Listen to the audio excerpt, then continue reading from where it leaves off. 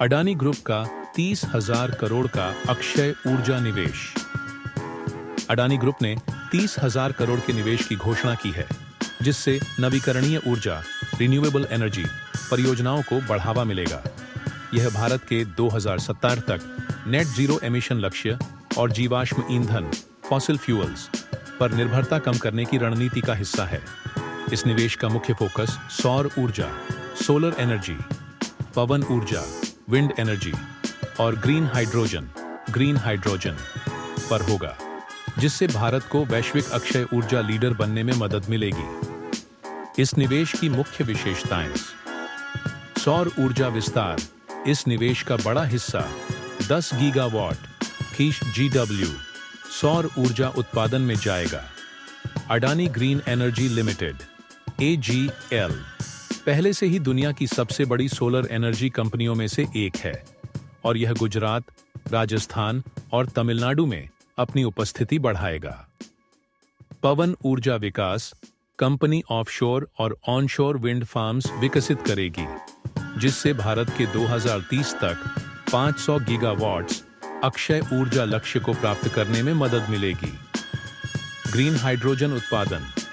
Adani green hydrogen manufacturing plant स्थापित करेगा, जिससे भारत की ऊर्जा सुरक्षा, एनर्जी सिक्योरिटी मजबूत होगी और जीवाश्म ईंधनों पर निर्भरता कम होगी। यह निवेश भारत के लिए क्यों महत्वपूर्ण है? अक्षय ऊर्जा क्षेत्र को मजबूती। इस निवेश से भारत वैश्विक अक्षय ऊर्जा केंद्र बनने की ओर बढ़ेगा। आर्थिक विकास को बढ़ावा। इन परियोजनाओं से हजारों नई नौकरियां उत्पन्न होंगी, जिससे स्थानीय अर्थव्यवस्था को फायदा होगा। कार्बन उत्सर्जन में कमी। सौर और पवन ऊर्जा के बढ़ते उपयोग से भारत का कार्बन फुटप्रिंट घटेगा और सतत विकास को बढ़ावा मिलेगा। वैश्विक निवेश आकर्षित होगा। नवीकरणीय ऊर्जा में बड़े निवेश से भारत विदेशी निवेश FDI के लिए एक महत्वपूर्ण केंद्र बनेगा।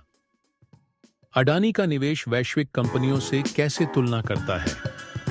टेस्ला और एलन मस्क का सोलर सिटी प्रोजेक्ट अमेरिका में सौर ऊर्जा और बैटरी स्टोरेज समाधानों पर काम कर रहा है। चीन की अक्षय ऊर्जा रणनीति। चीन 2030 तक 1200 गीगावाट्स अक्षय ऊर्जा उत्पादन का लक्ष्य बना रहा है। यूरोप की ग्रीन एनर्जी पहल। जर्मनी और UK जैसे देश कोयले का उपयोग कम कर रहे हैं और हाइड्रोजन तथा विंड एनर्जी में निवेश कर रहे हैं। अडानी का यह निवेश भारत को वैश्विक ऊर्जा प्रतिस्पर्धा में आगे लाने का एक बड़ा कदम है और यह दर्शाता है कि भारत ग्रीन एनर्जी में दुनिया के अग्रणी देशों में शामिल हो रहा है। चुनौतियां और भविष्य की संभावनाएं। भूमि अधिग्रहण और बुनियादी ढांचा। बड़े सौर और पवन ऊर्जा संयंत्रों के लिए पर्याप्त भूमि और उन्नत ग्रिड इंफ्रास्ट्रक्चर की जरूरत होगी। सरकारी नीतियां और विनियमन। परियोजनाओं की तेज मंजूरी के लिए सरकार को और अधिक नीतिगत सहयोग देना होगा। ऊर्जा भंडारण और दक्षता। नवीकरणीय ऊर्जा स्रोतों की निरंतरता बनाए रखने के लिए बैटरी स्टोरेज और स्मार्ट ग्रिड तकनीक आवश्यक होगी। हालांकि भारत अक्षय ऊर्जा में तेजी से आगे बढ़ रहा है।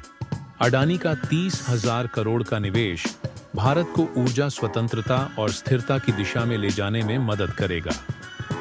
आपकी इस निवेश पर क्या राय है? क्या भारत अक्षय ऊर्जा में दुनिया का लीडर बन सकता है? कमेंट में अपनी राय बताइए। अगर आपको यह वीडियो पसंद आया तो इसे लाइक, शेयर और सब्सक्राइब करना न भूलें।